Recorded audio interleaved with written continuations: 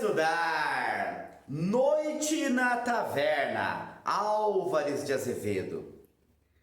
Essa é uma obra única, né, da literatura brasileira, tá? Então por isso essa grande importância, assim como o último vídeo que eu fiz aqui no canal foi Maria de Dirceu, que também é uma obra única, tá? Só que aí vai da questão do gosto pessoal, tá? Eu gosto de Maria de Dirceu, eu acho Maria de Dirceu uma boa obra, mas Noite na Taverna tá aqui, ó, tá lá em cima, tá? Eu não sou aquele apaixonado pelo romantismo, de forma alguma, né? Não gosto muito do romantismo em prosa no Brasil, principalmente não me atrai tanto, tá? José de Alencar, quem já me segue há um tempo sabe que eu não gosto, tá? Mas o Álvares de Azevedo, para mim, é o maior representante do romantismo, tá? Tanto, né, em prosa quanto em verso. E aí nós temos agora essa obra em prosa do Álvares de Azevedo, tá? Uma obra que na época não foi bem vista, tá? Por quê? Porque nós temos, né, o Augusto dos Anjos sendo chamado de o poeta do hediondo, nós poderíamos também ter o Álvares de Azevedo chamado como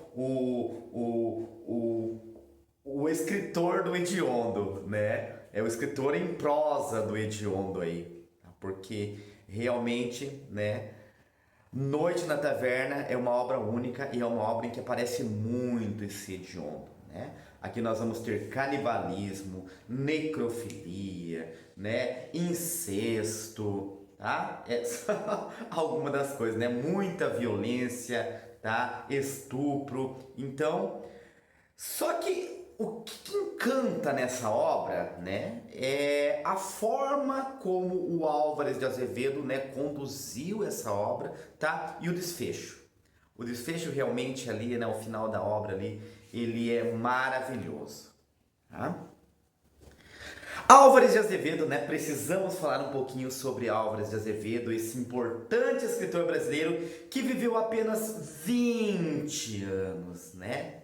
Álvares de Azevedo, 20 anos viveu e nos deixou, né?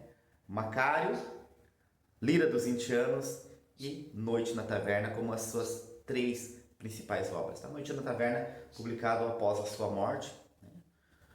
Na verdade, os seus textos foram, né, publicados após a sua morte. Teve uma vida curta. Né? Álvares de Azevedo paulista, mas foi viver na infância, passou no Rio e voltou a São Paulo, né, para estudar Direito, né, onde hoje é a USP. O Álvares de Azevedo, ele era um cara cultuado na USP, exatamente, eu estou usando o nome USP, né?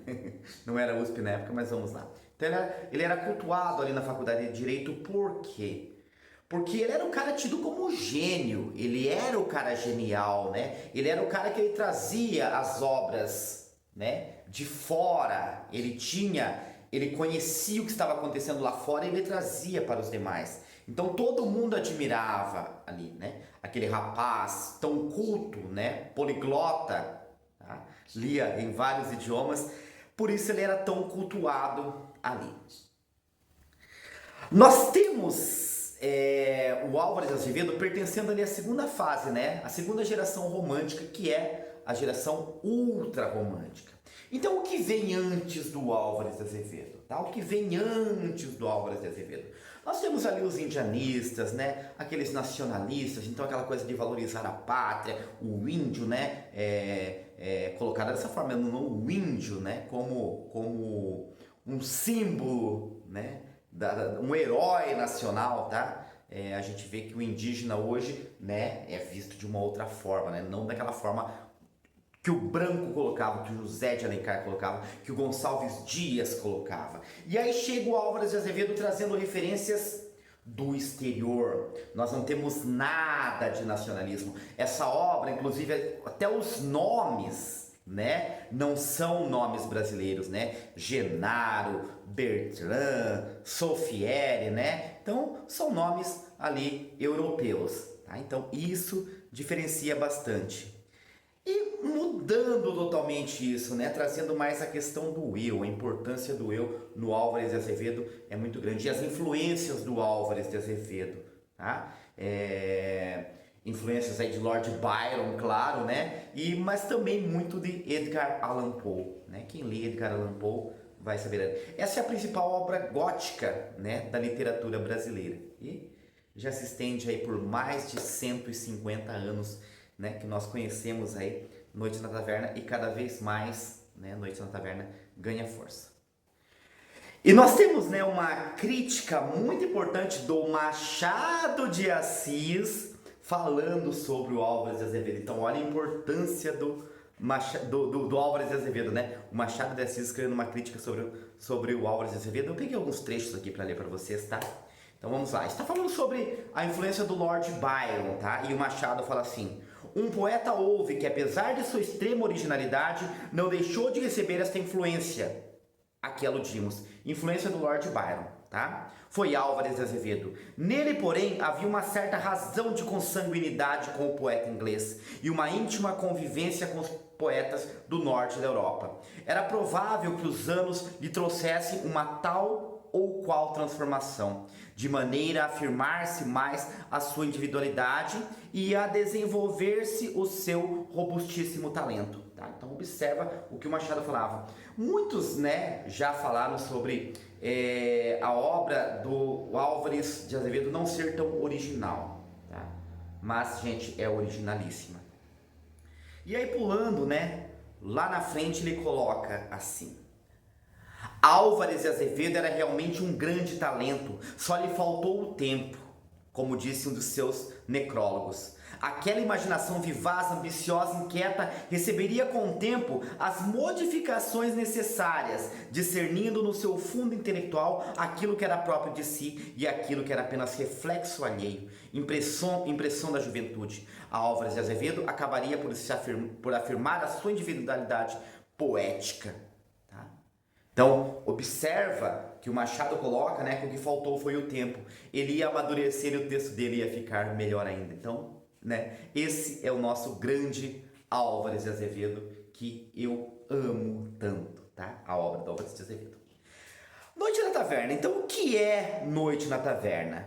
Tá? Noite na Taverna é um livro... Jovens se encontram em uma taverna para beber e começam a contar histórias. Então nós temos ali dividido em 7 capítulos, que nós podemos dizer que são 7 contos. E esses contos, eles se ligam, tá? Isso que é o mais importante. O capítulo 1 é Uma Noite no Século, né? Ele vai dar ali o início àquela história, né? Que todos estão bebendo, tá? Eu preciso ler os nomes aqui, tá? Sofiere, Bertrand, Genaro, Claudius Hermann, Archibald, Arnold e Johann. Tá? E eles começam ali a contar algumas histórias, né? Eles começam a falar sobre coisas antigas, tá? E daí eles resolvem, né? Na verdade eles estão falando sobre, eles estão divagando, né? O vinho já está fazendo efeito, né? Ali sobre questões literárias, questões filosóficas, e aí o Sofieri vai contar a sua história. Lembrando que essa obra foi publicada sob um pseudônimo de Job Stern, tá? Não saiu como Álvares de Azevedo na época.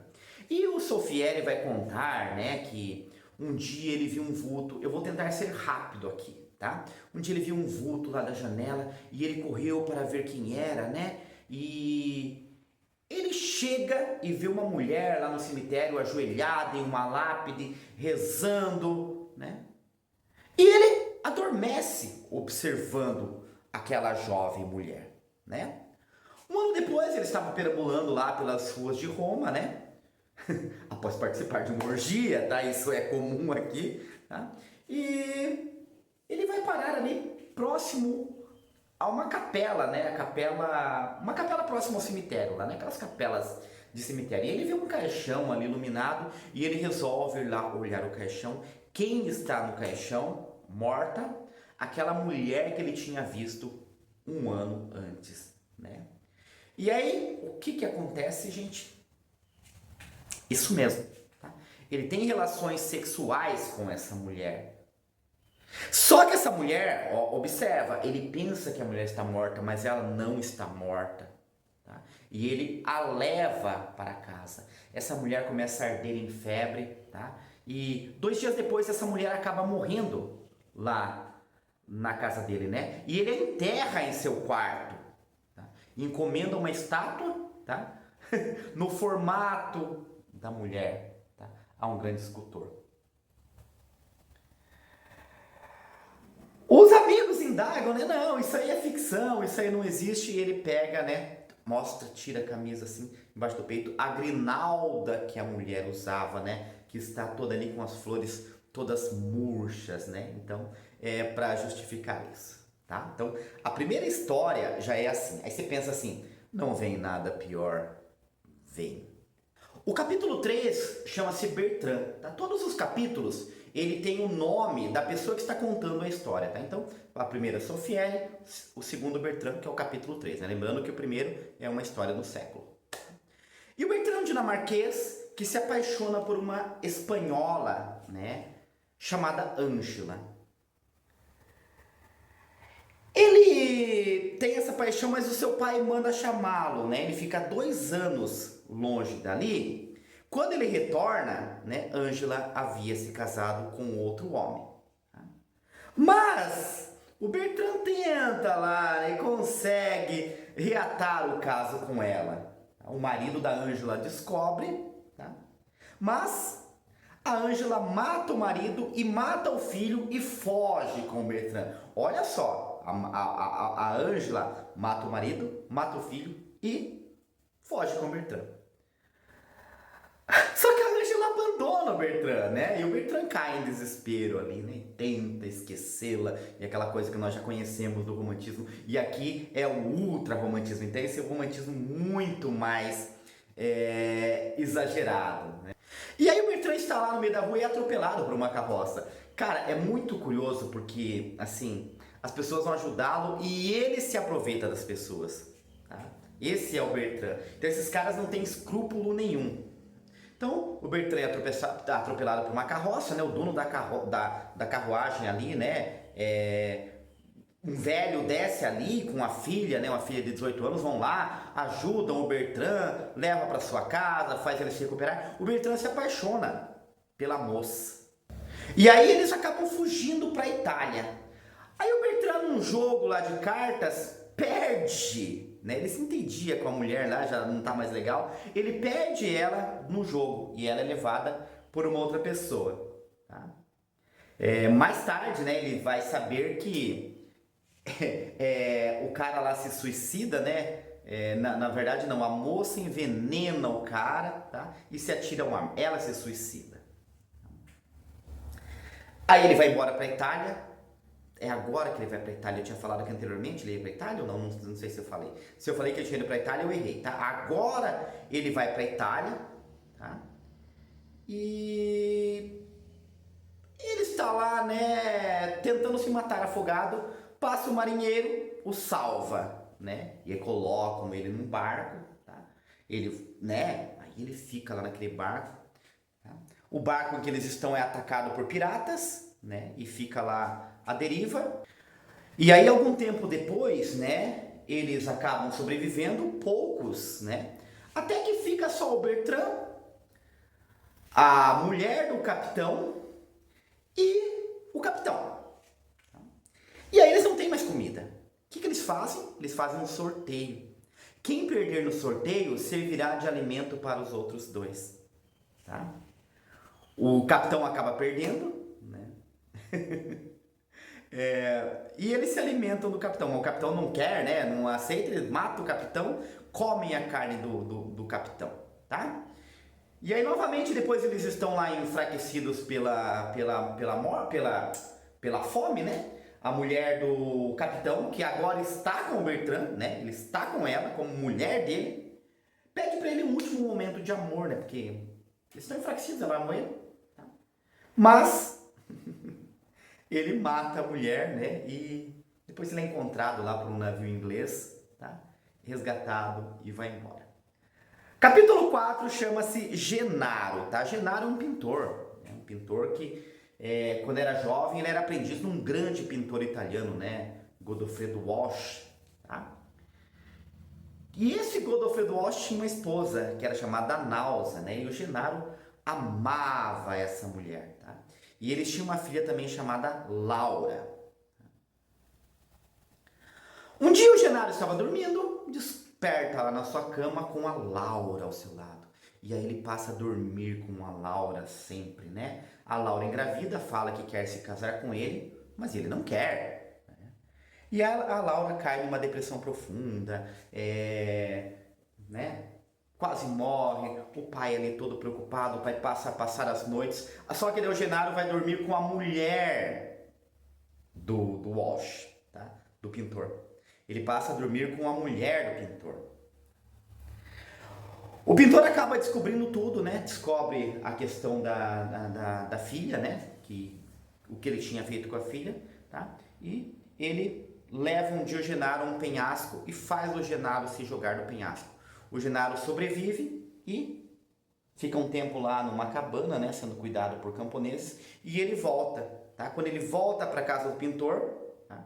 Ele fala, né? Que ele vai pedir perdão, mas ele muda de ideia, né?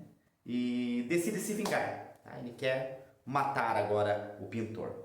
E o conto termina com o Godofredo, né? Godofredo Walsh e a Náusea envenenados e apodrecidos, tá? Como se tivessem tomado algum veneno. Capítulo 5 chama-se Claudius Hermann, né? A história do Claudius Hermann, que era um apostador, né? E aí ele vai apostando pelo turf, essa história se passa em Londres. Ele conhece uma mulher pela qual ele se apaixona, né? E ela tem um marido ali rico que é um duque, então ela é uma duquesa. Tá? O que ele faz? Tá? Ele se aproxima, né? Ele tem uma cópia da chave do quarto da duquesa, ele se aproxima, né? Ele coloca nos lábios da duquesa narcóticos que fazem com que a duquesa durma, né? Então, e enquanto o que eu falei para vocês, né? Um caso assim de estupro bem forte, né? Enquanto a duquesa dorme, ele vai lá e transa com ela. Tá? O duque também acaba bebendo um pouco desse sonífero, né? Tá? E o Cláudio fica com medo e pensa em matar, tá? o duque. Mas ele não mata o duque, ele sequestra a duquesa. Ele sequestra, né? Leva para um local para fazer com que a duquesa fique com ele. Aí a duquesa fala, né, que vai ficar com ele, tá? E ele é curioso que nessa que ele tem uma interrupção, né? Ele cai na mesa meio adormecido, aí depois ele volta a contar e os caras ali curiosos para saber o que vai acontecer, né? Ele acorda e ele vai continuar o relato, né, dizendo o que aconteceu. Um dia ele volta para casa e encontra uma pessoa abraçada a um cadáver, né? Era a duquesa e o marido ensanguentados. Então, morreram também, tá? Capítulo 6. É difícil até aqui falar o que é mais forte, né? Mas o 6 talvez seja o mais impactante, que é o do Johann. A história do Johann, ela se passa em Paris e ele está lá jogando sinuca, né? Jogando sinuca contra um rapaz chamado Arthur, né? E o Johann está perdendo. O Arthur só precisava de mais um ponto para ganhar a partida. E aí quando o Johann vai dar a tacada dele, o Arthur acaba batendo, né? Atrapalhando ali, mexendo, né? E faz o Johann perder o jogo. Naquele tempo existiam os duelos, né? Que um homem chamava o outro para duelo e eles iam duelar. E o Johann fala, né? Ele desafia o Arthur para um duelo e o Arthur aceita. Eles vão lá pegar as armas, né? Para o duelo. Tá? E o Arthur escreve 2 cartas, né?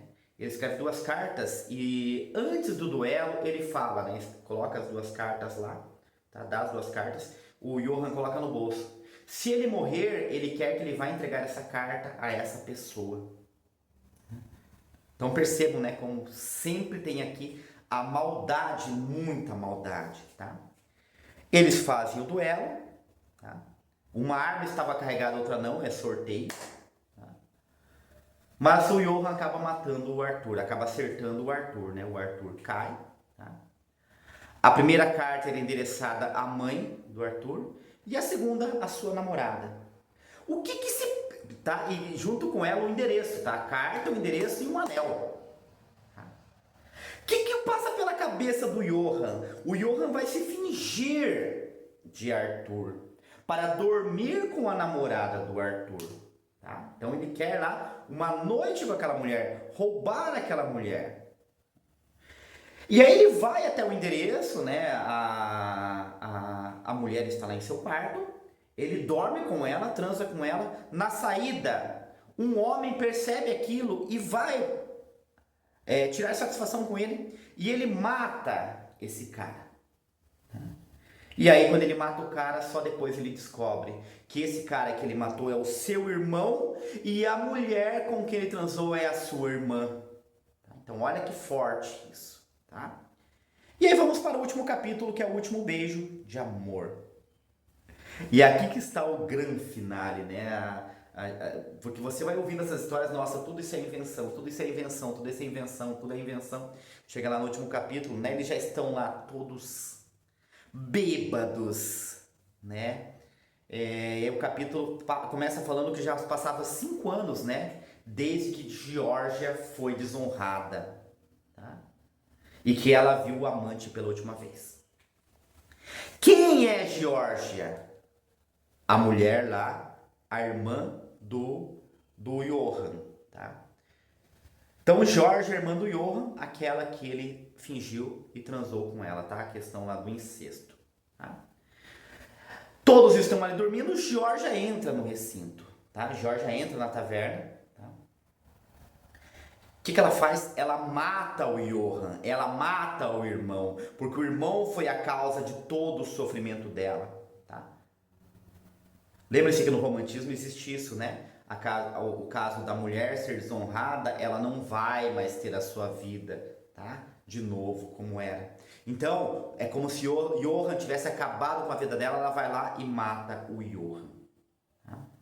E aí, ela revela ser a Geórgia, a irmã do Johan. E ela vai até o Arthur. O Arthur também está lá. Pera, mas o Arthur não morreu no duelo? Não, o Arthur não morreu, né? Passou uma pessoa na hora lá, socorreu, né? Levou para um hospital e o Arthur acabou sobrevivendo, arrumou uma identidade falsa e, né, continuou por ali. Tá? E estava, inclusive, na taverna aquele dia. A Geórgia, ela revela, né, o plano dela, que foi lá, ela matou o Johan, tá? E aí você pensa, né? Agora eles vão ficar juntos, né? Eles trocam ali algumas palavras de amor, mas eles não ficam juntos. Eu vou pegar aqui, tá? O finalzinho da obra. A mulher sufocava-se nas lágrimas e o mancebo murmurava entre beijos palavras de amor. Escuta, Arthur, eu vinha só dizer-te adeus da borda do meu túmulo e depois contente fecharia eu mesma a porta dele. Arthur, eu vou morrer. Ambos choravam. Agora vê, continuou ela. Acompanha-me. Vês aquele homem? Arnold tomou a lanterna. Johan, morto, sangue de Deus, quem o matou? É nessa hora que se revela. Geórgia, ele era um infame. Foi ele que deixou por morto um mancebo a quem esbofeteara numa casa de jogo. Geórgia, a prostituta, vingou nele a virgem. Não percebe, ela se transforma em prostituta, né? Mas ela está vingando a virgem ali. Esse homem foi quem a desonrou. Perceba que ela fala em terceira pessoa, Geórgia, como se não fosse ela. Tá? Desonrou-a a ela que era sua irmã. Horror, horror. E aí nós vimos que a história é verdadeira. E o moço virou a cara e cobriu-a com as mãos. A mulher ajoelhou-a aos seus pés. Vou dar um pulinho aqui lá pro final, tá? O que me importa o sonho da morte? Meu porvir amanhã seria terrível, tá? A linguagem ali, bem romântica. E a cabeça apodrecida do cadáver não ressoam lembranças. Seus lábios grudam-os à morte. Acampa e silenciosa. Morrerei. A mulher recuava. O moço tomou-a nos braços, pregou os lábios nos dela. Ela deu um grito e caiu-lhe das mãos. Era horrível de ver-se. O moço tomou o punhal, fechou os olhos, apertou-o no peito e caiu sobre ela. 2 gemidos sufocaram-se no estrondo do baque de um corpo. A lâmpada apagou-se. E assim termina essa obra. Obra única, como eu falei para vocês, tá? Obra importantíssima. É uma obra horrenda realmente, tá? Que tem muito disso do horrendo, mas é uma obra fantástica. Beleza, pessoal? Espero que tenham gostado, tá? Não se inscreveu no canal ainda, se inscreve, tá? Por hoje é isso e simbora estudar!